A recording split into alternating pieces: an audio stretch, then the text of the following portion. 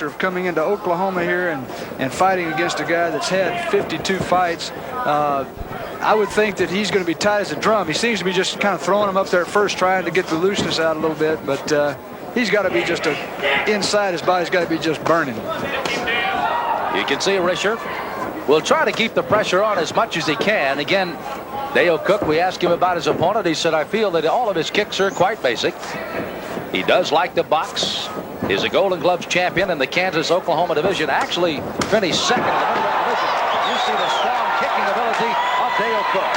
Well, Rischer's trying to keep relaxed is what he's doing. He's starting off throwing everything real light, real relaxed. And Dale Cook just jumped back, kicked him kind of like they had rehearsed that. And Rischer's going to have to go ahead and get in and fight. He can't play the game out here. He can't get out and outpoint Dale Cook. Both the fighters obviously wearing the blue pants. The U.S. champion in the solid blue, that's Dale Cook. Brad Rischer, the youngster out of Topeka, has the blue pants with a white stripe down the side. Rischer's trainer is Rio de Janeiro, and he's trained a lot of good fighters. And Rio, I'm sure, has got him out here in the first round saying, look, don't go out there and burn out. But Rischer is just really going to have to go ahead and put pressure on Dale Cook if he's going to be effective at all. John, one thing that Dale does when he throws something like a spinning kick he did a moment ago, he reacts so quickly once he comes back down on the canvas. Well, you know, of course, the type of training that goes into a karate, traditional karate school teaches people through drilling and drilling and drilling to jump, spin, kick, come down, balance. That's all part of the training. And I'm sure Cook, of course, he's been doing this for a lot of years now, so that's just second nature to him. Well, one of the top kickers in the country would be John Longstreet, and the man that taught him all he knows in the kicking game of karate is the man who is working with us tonight here in Oklahoma City, John Worley. And there's the bell to end round one.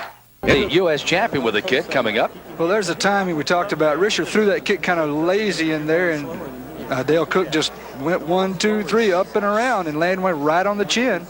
Rischer can't take too many of those or it'll just be over quick. In that first round, Dale Cook had 13 kicks and Rischer had 12. Brad Rischer, an extremely aggressive youngster, being countered well by the U.S. champion Dale Cook as they come out to answer the bell here in round two. Well, De Janeiro was telling Rischer, you're just floating your kicks. If you're going to do them, you got to do them hard, and that's exactly the right thing to do. He's going to have to put them in there. John, you're scoring our fights with us. Round one probably has to go to the champ, Dale Cook. Well, it's a big 10-9. It really is. Really wasn't a close round at all. Cook landing 4 or 5 good kicks and a couple of good solid hand combinations.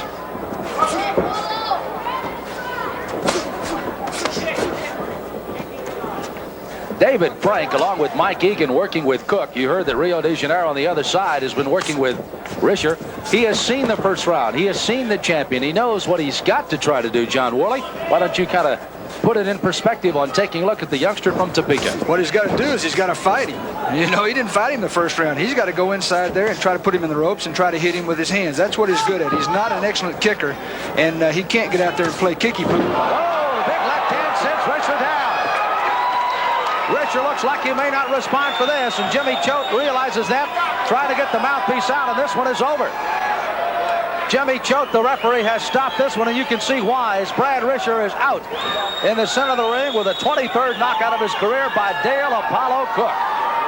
What a left-hand shot that sent Rischer just straight backwards. He also may have struck his head when he fell on the canvas. It was that hard. It was almost like a shot out of the dark by Dale Cook. Well, Dale Cook landed just a real picture-perfect left hook, and Rischer did go down hard. He did bang his head. You can see him down right over Rischer as Cook is now in there. Cook, by the way, this fight has not gone long to give a lot of information, is a young man who feels that his life is in the hands of God. He is a Christian, and I salute him for that. As let's take a look at it right now as he fights here against Brad Rischer. Well, Rischer just walked right in trying to throw the jab. You can see he's out, and his head does snap back hard on the canvas. That's a solid knockout. Rischer is going to have trouble to get in the ring again. You can see him trying to catch his breath there. Again, Jimmy Choate very alertly down on top of him.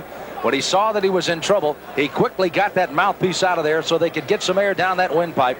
But Rischer was out. The knockout comes here in round number 2 for Dale Cook. Dale Cook's record just keeps getting better and better, and more he talks about how he wants to meet the $1 Million Baby, Alvin Prouder.